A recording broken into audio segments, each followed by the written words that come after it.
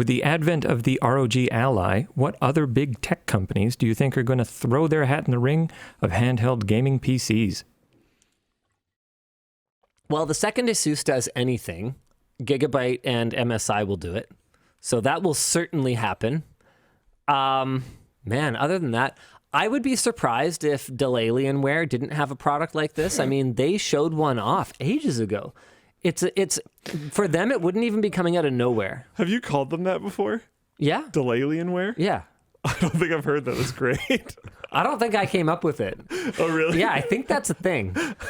First time for me as well. Dell Alienware. I like that a lot. I don't know why. Oh, man. Okay. Yeah, I this honestly, for a while, I've been expecting it from Dell Alienware. But I think they might be kind of late. But it'll probably be like solid, but late. Yeah, because when did they show that thing off? Alienware turned to gaming. Yeah, here's a video from The Verge from over 3 years ago, CES 2020, where they did a Nintendo Switch sort of form factor gaming PC. And then Alienware concept nix. They apparently did it again at CES 2022. No, what is this? No, that's something else entirely. So no, yeah, it's 2022. It was the UFO concept. So if Dell Alienware did it, then that wouldn't surprise me at all. And then if they do it, I think other tier ones, like I would be very surprised if the Acers and Lenovo Legions of the world didn't come in and try and compete in the space. Because the thing is, I'm actually surprised it's taken this long, if you kind of get what I mean. Because if these companies can engineer a laptop, yeah, what's the difference? It's a lot of like stuff to jam in there. It is, but it also isn't. Have you opened up a Chromebook recently? Yeah, but that's a Chromebook. It's not like a... This is a Chromebook. The whole thing's integrated. The CPU, the GPU... But it's more powerful. It's an SoC. Well, powerful from what standpoint, right? Because we're talking like 30 watts. Oh, wow. Jeez. Yeah, it's nothing. So as long as you sort of fundamentally understand cooling. No, but I guess what I'm trying to say is we're talking about timeline, like how did it happen this late, but like technological advancement. Sure. I mean, that's fair enough.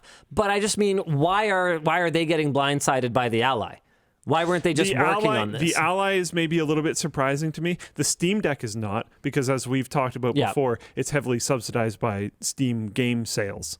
So you can kind of make it in an expensive way and then not very... It's like how they used to lose money selling consoles. Apparently they still are.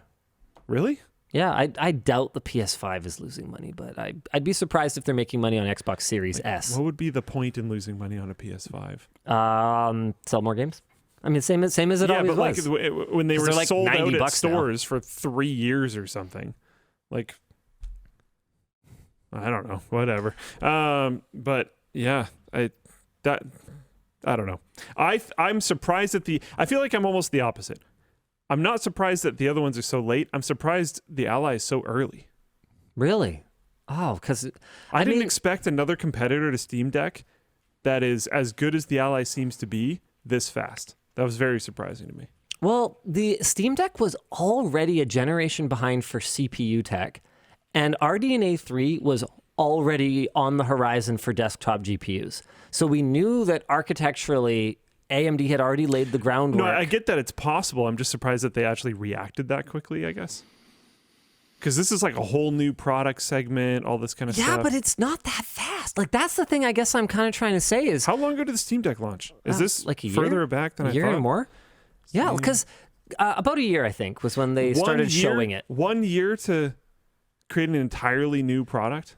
Well, that's the thing. With manufacturing and everything? Like Dell Alienware, Asus has had their eye on this for quite a while. They've been working on prototypes on the in the back room, right? A little over a year older. Yeah, and the thing is, they're used to working on that product development cycle. That's the thing. Okay, that's the part of the puzzle maybe you're missing here, is because Intel launches a new generation of CPUs every year. So they're iterating start to finish on a product in a year every time already. Yeah, and they're doing different manufacturing Because they're not. Yeah, that's fair enough. And so anytime they put a new bring a new chassis to market, fast as heck. But these companies, I guess, are used to dealing with that time frame. That's literally their entire job. That makes sense. Is to get some pre-production broken ass silicon from Intel and AMD or whoever else, kind of go, okay, yeah, as long as the final product is somewhat within these thermal and power specifications, we're going to start designing around this. They do up all the tooling. They get the final silicon. They build a handful of these things to show at trade shows. And then, 2 months later, they're rolling off the mass production lines and they're shipping to customers. That's what they do. So it's kind of mind-blowing to me that MSI doesn't have a companion. And Gigabyte doesn't have a they would call it supporter, or support class, whatever, right? I don't know. And maybe they do. Maybe they just don't want to tip their hand. Maybe they want to see how the Ally goes in typical sort of copycat fashion. And, if it goes really well, then they leapfrog That's the position I feel like Dell is in. Yeah, I feel like Dell moves slower on this kind of stuff. They don't have to. Yeah, no, I know. Like they were the first with an OLED gaming monitor. First mover, Dell, Alienware. Yeah, but the product segment was more stable. They were actually first with an OLED business monitor as well way back in the day. That was a disaster, that product launch. Oh, okay, well, that didn't work out. Yeah, I ordered one because they wouldn't send me a review sample, and I was sure I knew why, because it would get burn-in, because it was a very early OLED. And so I bought one. I was like, okay, I'll order your stupid $1,200 monitor or whatever, even though I really don't want one. And it got broken in shipping. And in the time between me ordering it and trying to RMA it, they discontinued it and wouldn't send me another one. So I think what happened is they probably just realized every single one of these things they sold was going to come back and just scrapped them. That's kind of brutal. Yeah, that's what I suspect happened. I've never confirmed that, but I'm pretty sus. It's pretty sus, that whole thing, how that went down. But no. Squid Hominid in Floatplane Chat said, going with the names companion and supporter here is even funnier if you remember that it was almost called the Steam Pal. That's pretty good. What? I didn't know that, actually. Oh my gosh. I'm still pretty surprised they went with Steam Deck. With Stream Deck already existing. Yeah, I feel like, if anything, I accidentally call this Steam Deck. Yep. More than I accidentally call a Steam Deck a Stream Deck, though. Yeah.